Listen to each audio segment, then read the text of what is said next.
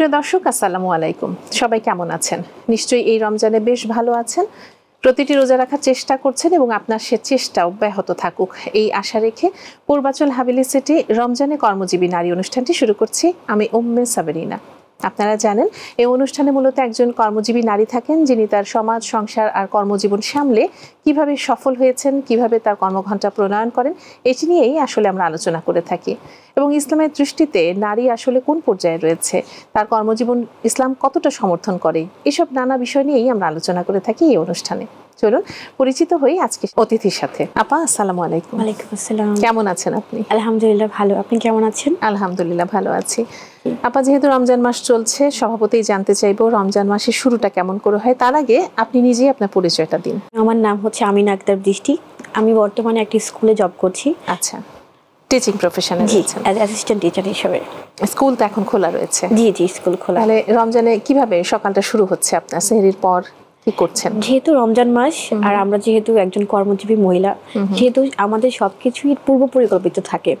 আমাকে সেহরি করতে হয়, সেই সাথে আমার প্রস্তুতি রাখতে হয় যে পরবর্তী দিনে আমি কি করব, ইফতারি কি আয়োজন করব। সেই কাজটা কিন্তু আমাকে দেখা যায় কি ভোর থেকেই করতে হয়। যে আমি সেহরি শেষ করার আগে, রমজানে যেহেতু আমরা ইফতারিতে বাঙালি পছন্দ করি ছোলা খাওয়া বা ভাজা পোড়া খাওয়া, সেক্ষেত্রে আমার ছোলাটা দেখা যায় কি ভিজিয়ে রাখতে হয়, বা অন্য কোনো কাজ থাকলে সেটাও করে রাখতে হয়। তারপর দেখা যায় কি আমি যখন সেহরি শেষ করার পর নামাজ পড়ে অবশ্যই ঘুমাবো। ঘুম থেকে উঠে আমাকে স্কুলের জন্য তৈরি হতে হয়। আমাদের দেখা যায় কি এখন যেহেতু রমজান মাস, স্কুলের টাইমটা একটু শর্ট করা হয়েছে। সেই সুবিধাটা যেহেতু আমাদের পাচ্ছি, সেহেতু আমাদের ঘুম থেকে একটু লেট করে উঠলেও আমার কোনো অসুবিধা হচ্ছে না। হ্যাঁ, তো স্কুলে সমস্ত কাজকর্ম শেষ করে আমার বাসায় আসতে আসতে দেখা যায় কি 2টা, 2:30 বা 3টা বেজে যায়। আচ্ছা, সেক্ষেত্রে আমি বিশেষভাবে ধন্যবাদ দেব আমার স্বামীকে। সে তার অফিস শেষ করে খুব তাড়াতাড়ি চেষ্টা করে চলে আসার জন্য। যেহেতু আমিও কাজ করি, সেও কাজ করে, যেহেতু আমরা দুইজন ফ্যামিলিতে, তো সে চেষ্টা করে যথেষ্ট পরিমাণ আমাকে সাহায্য করতে। সে আগে আসলে আমাকে ফোন দিয়ে বলে তোমার কি কোনো সাহায্য লাগবে কিনা বা কোনো কিছু করা লাগবে কিনা। আমি অনেকটা গ্রেটফুল তার প্রতি যে সে টুকটাক আমাকে সাহায্য করে। সেজন্যই কিন্তু আমি আমার সমস্ত কাজ শেষ করে খুব আমি নরমাল ভাবে বাসায় যেতে পারি না। আমার ওই প্রেশারটা নিতে হবে না, এটা করতে হবে, ওটা করতে হবে। আর বাসায় গিয়ে তারপর দেখা যায় কি আমার কাজগুলো আমি ইজিলি করতে পারি, সে এত সাহায্য করে। আর রমজান যেহেতু ইফতার বানানোতে বিভিন্ন ধরনের আইটেম করতে হয়, তো সেক্ষেত্রে দেখা যায় কি আমরা দুজনে মিলেই করে ফেলি। তো এটা একটা বিশেষ সুবিধা আর কি। বাহ, চমৎকার। এই প্রসঙ্গে আমি আসতাম, তার আগেই আপনি বলে ফেলেছেন যে ফ্যামিলিতে আসলে সাপোর্ট যদি না পাওয়া যায়, তাহলে একটা মেয়ের জন্য কর্মক্ষেত্র আসলে খুব দুরূহ ব্যাপার হয়ে ওঠে। সেই সাথে আসলে আমরা সবসময় বলি যে ফ্যামিলি সাপোর্ট কে করছে। কর্মক্ষেত্রেও কিন্তু সাপোর্টের অনেক বেশি দরকার আছে। কর্মক্ষেত্র যদি বিরূপ হয়, তাদের কাছ থেকে যদি বিরূপ আচরণ পাওয়া যায়, সেই কর্মক্ষেত্রে আসলে খুব বেশি দিন কিন্তু টিকে থাকা যায় না।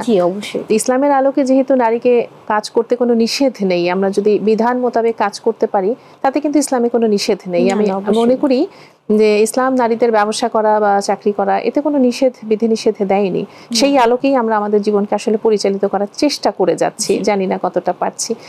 তো 11 মাস তো আসলে আমাদের একরকম রুটিন থাকে, একদম যাচ্ছে তাই, যখন যা ইচ্ছা তাই করলাম, ব্যাপারটা অনেকটা এরকম থাকে, খাবার দাবারের কোনোই থাকে না।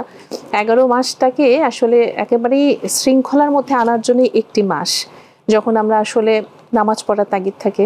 নামাজ আসলে সারা বছরই পড়ার তাগিদ থাকে, বাট রমজানে বোধহয় একটু বেশি থাকে। খাদ্যাভ্যাসে একটা পরিবর্তন আসে, এটা কিন্তু 11 মাসকে রিসাইকেল করার জন্য। এই যে এখন আমরা বলি ইন্টারমিডিয়েট ফাস্টিং, এটাই কিন্তু আসলে আমরা যদি খুব সহজ বাংলায় বলতে চাই, রোজা রাখার মাধ্যমেই কিন্তু আসলে আমরা ওয়েট লুজের প্রক্রিয়াটা আসলে এখন অনেক বেশি জনপ্রিয়। এই বিষয়ে আপনি কি বলবেন? আপনার খাদ্যাভ্যাস কেমন রমজানে? রমজানে আমি সাধারণভাবে খাবার পছন্দ করি, যেমন দই চিড়া খেতে খুব পছন্দ করি। আমার ভাজা পোড়া খেতে খুব একটা ভালো লাগে না, কিন্তু যেহেতু রমজান মাস, সারা বছর কিন্তু এইগুলা ভাজা পোড়া খেতে খাওয়া কিন্তু খুব একটা হয় না। কিন্তু রমজান মাসে আল্লাহর একটা রহমত থাকে। আমি জানি না, এত ভাজা পোড়া খাবার পরেও দেখা যায় কি তেমন কোনো শারীরিকভাবে আমি অসুস্থ হচ্ছি না। এটা আল্লাহর একটা অশেষ রহমত আসলে। কিন্তু তারপরও দেখা যায় কি আমি চেষ্টা করি একটু সিম্পল রাখার জন্য, ভাজা পোড়াটা একটু কম খাওয়ার জন্য। সেক্ষেত্রে আমি ইফতারটা নর্মালি ভাজা পোড়া দিয়ে করা হয় না, আমি দই চিড়া দিয়ে করি। দই একটা উপকারী ব্যাকটেরিয়া থাকে যেটা হজম শক্তি খুব বাড়ায়। তো আমি অ্যাট ফার্স্ট আমি আমার রোজাটা অবশ্যই আমি খেজুর দিয়ে ভাঙি, তারপর একটা চেষ্টা করি একটা সিম্পল কম চিনি দিয়ে একটা শরবত খাওয়ার জন্য। তো এখন এই রমজান তো হাজবেন্ডের সঙ্গে রয়েছেন, বিয়ের আগে বাবা মার সঙ্গে ছিলেন, তখনকার সময়গুলো কতটা মিস করেন? অসম্ভব রকমের মিস করি, বাবা মা থেকে অনেক দূরে, বাবা মা নিজেও মিস করে। যখন ইফতারের টাইম হয় প্রথম রোজাটা স্পেশালি, আমার মা ফোন দিয়ে সবসময় কান্নাকাটি করে যে তুমি নাই, ভালো লাগে না। যখন একসাথে ছিলাম, ভাই বোন একসাথে ছিলাম, তখন এত মুড়ি মাখা হতো বা টুকটাক হতো, তখন খুব কম মনে হতো যে না আরেকটু হলে খুব মজা লাগতো। কিন্তু এখন যখন আমরা দুজনে খাই, হ্যাঁ, তখন না ওই ওই মায়াটা নাই, ওই ভালোবাসাটা নাই। তো ওই জিনিসটা খুব বেশি মিস করা হয় বাবা মা থেকে দূরে। আমার দেখা যায় কি আমার শ্বশুর শাশুড়িও নাই, তো ওনাদের কাছ থেকে দূরে, সবার কাছ থেকে দূরে, দুজন যখন একসাথে ইফতার করি ওরও খারাপ লাগে, আমারও খারাপ লাগবে, কিন্তু কি করব, দিন শেষে তো আমাদেরকে চলতে হবে। সেটাই জীবন চালিয়ে নেওয়ার জন্য আসলে অনেক কিছুই স্যাক্রিফাইস করে আমরা চলছি, তারপরও মুখে হাসি রেখে কাজগুলো করে যেতে হচ্ছে। অনেকেই হয়তো অনেক কিছুতেই আমরা অভ্যস্ত না, তারপরও করতে হচ্ছে। তো এই যে রমজান মাস, একটা মাস, এরপর আবার হয়তো 11 মাস পর এটা পাবো। গত রমজানে অনেকেই ছিলেন, এখন হয়তো তারা আল্লাহর মেহমান হয়েছেন। আমরা এই রমজানে আছি, এটা অবশ্যই আল্লাহর রহমত আমাদের উপর, আমাদের হায়াত আছি। রমজানকে আসলে তাৎপর্যপূর্ণ করার জন্য আপনি কি কি করে থাকেন? নামাজ তো অবশ্যই পড়া হয়, মুসলমান যেহেতু আমরা, কোরআনটাও তেলাওয়াত করা হয়। এই সময় ম্যানেজমেন্ট আসলে কিভাবে করেন? নিজের সংসার, স্কুল, টিচিং প্রফেশনে যেহেতু রয়েছেন, পাশাপাশি ধর্মীয় যে কাজগুলো রয়েছে, কিভাবে আসলে টাইম ম্যানেজমেন্ট করেন? যেহেতু আমাদের কাছে অনেক সময় থাকে, তো আমার অবসর সময় অবশ্যই তসবিহ পড়া হয়। ইলেকট্রিক একটা তসবিহ আছে, সারাক্ষণই রাখা হয়। দেখা যায় কি আমার যতটুকু পারি তসবিহ পড়তে, দুরূদ শরীফ পড়ি, তসবিহ যেগুলো থাকে সুবহানাল্লাহ, আলহামদুলিল্লাহ, যা পারি আমি স্কুল চলাকালীন অবস্থায় সেটা পড়ার চেষ্টা করি।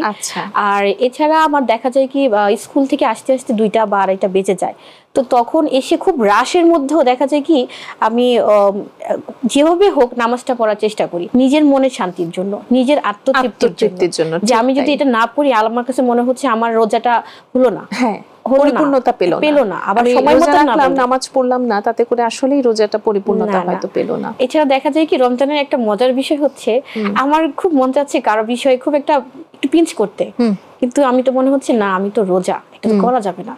তো রমজানের এই জিনিসটা আমার খুব ভালো বলেছেন, যেটা হয় নরমালি মেয়েদের ক্ষেত্রে অনেক সময়, যদিও এটা একেবারেই উচিত না, কিন্তু আমরা অজান্তেই অনেক সময় হয়তো অন্যের পিছনে দুটো কথা বলে ফেলি, যেটা রমজান মাসে সবকিছু থেকে বিরত থাকা মানে এত ভালো পন্থা। আমার মনে হয় ইসলাম ধর্মেই সেটা সম্ভব, অন্য কোথাও আসলে অন্য কোথাও সম্ভব কিনা আমার জানা নেই। অন্তত এই সময়টা একটু মিথ্যে বলতে গেলেও খুব প্রয়োজন, কিন্তু আমরা সেটাকে হজম করার চেষ্টা করছি, না মিথ্যে বলা যাবে না, বা কারো সম্পর্কে দুটো কথা বলা যাবে না, কিংবা মানে অনেক কিছু শৃঙ্খলার মধ্যে চলে আসে রমজান মাসে। এই জন্যই হয়তো এই মাসটা এত বেশি তাৎপর্যপূর্ণ। তো কাজের ক্ষেত্রে কোনো প্রতিবন্ধকতা মনে হয় কখনো? না, এই ক্ষেত্রে আমার প্রতিবন্ধকতা মনে হয় না, কারণ যে প্রতিষ্ঠানে থাকি আমি, সেখানে দেখা যায় কি আপনার অসুবিধা সুবিধাগুলোকে বিবেচনা করে কিন্তু তারা সবকিছু করে।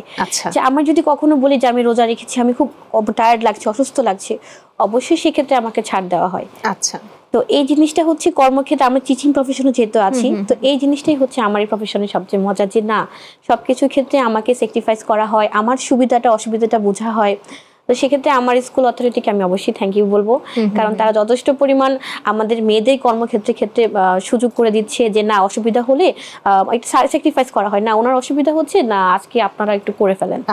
তো সেই ক্ষেত্রে আর কি আমার কাজটা খুব সহজ হয়ে যায়। তো আমার স্কুল করার ক্ষেত্রে বা অন্য কাজ করার ক্ষেত্রে আমি আর এতটা বেশি বাধার সম্মুখীন হতে হয় না, আর কোনো প্রতিবন্ধকতা এখনো আপনি পাচ্ছেন না। এটা একটা ব্লেসিংস অবশ্যই, যে কর্ম ক্ষেত্রে এতটা সাপোর্ট পাওয়া আসলে এটা একটা ভাগ্যেরও ব্যাপার আমি বলবো, কারণ সবাই সব সহকর্মী কিন্তু একরকম হয় না। অবশ্যই সহকর্মীর কাছ থেকে সহযোগিতা পাওয়া আমি মনে করি এটা ভাগ্যের ব্যাপার। তো এই যে বাবা মাকে মিস করছেন, এখনকার যে সাংসারিক জীবনে রয়েছেন, পাশাপাশি কর্মজীবনে রয়েছে, সবকিছুকে ভুলে পেছনে রেখেই তো আসলে সামনে এগিয়ে যাওয়া। আপনার সন্তানদের ক্ষেত্রেও তো নিশ্চয়ই আপনার এই পারিবারিক শিক্ষাটাই থাকবে, যে তারাও যেন ইসলামের আলোকে এবং বিধান অনুযায়ী চলতে পারে। অবশ্যই আমার এখনো আলহামদুলিল্লাহ এখনো বাচ্চা কাচ্চা হয়নি। যখন আমার হবে আমার অবশ্যই চিন্তা থাকবে যে তারা সবকিছুই জানবে, ইসলামিক শিক্ষা পাবে, পারিবারিক শিক্ষা পাবে, সামাজিক শিক্ষা, সব শিক্ষাই যেন তারা পায়। এই শিক্ষাটাই কিন্তু আপনার স্কুলে যে বাচ্চারা রয়েছে তাদের ক্ষেত্রেও নিশ্চয়ই আপনি এটাই অ্যাপ্লাই করে থাকেন। অবশ্যই, যেহেতু আমি একজন শিক্ষক, আমি যদি আমার সন্তানকেই ভালোভাবে তৈরি করতে না পারি তাহলে আমি তাদেরকে কিভাবে শিক্ষা দিব। তো সেই জিনিসটা আমি অলওয়েজ চেষ্টা করব মাথায় রাখতে যখন আমার বাচ্চা কাচ্চা হবে আর কি, সেক্ষেত্রে আর কি। আচ্ছা, এই যে 14-15 ঘন্টা আমরা পানাহার থেকে বিরত থাকছি রমজানের মধ্যে, তো এক্ষেত্রে খাদ্যাভ্যাসের ব্যাপারে আপনি কোনো ট্রিক্স মেনটেন করেন কিনা? আমি চেষ্টা করি ইফতারের পরপর বা ইফতারের সাথে সাথে ডাবের পানি খাওয়ার জন্য। আচ্ছা, ডাবের পানিটা খুবই উপকারী, এটা আপনার অ্যাসিডিটি থেকে মানুষকে রক্ষা করে, সেক্ষেত্রে ডাইজেস্টও কিন্তু ভালো। আচ্ছা, ডাবের পানি খাওয়ার চেষ্টা করি, একটু সতেজতা আনে। হ্যাঁ, ডাবের পানি খাওয়ার চেষ্টা করি। আর চিয়া সিডটা খাই আমি নিয়মিত। আচ্ছা, এইটা হচ্ছে আমাকে দেখা যায় কি এনার্জেটিক রাখে, সারাটা দিন এনার্জেটিক রাখে। আমি সেহরিতে হালকা পাতলা খাই, খাওয়ার পর কিন্তু চিয়া সিডটা অবশ্যই খাবো। চিয়া সিড সে সাথে একটা সিদ্ধ ডিম। আচ্ছা, এটা কিন্তু আপনার সারাদিনে যে আপনি ক্লান্ত হয়ে যাবেন সেটা কিন্তু আপনাকে করতে দিবে না। চিয়া সিড তো অবশ্যই উপকারী, সবাই জানি। সেই সাথে ডিম অনেক রকমের পুষ্টিগুণ থাকে, সেটাও কিন্তু জরুরি।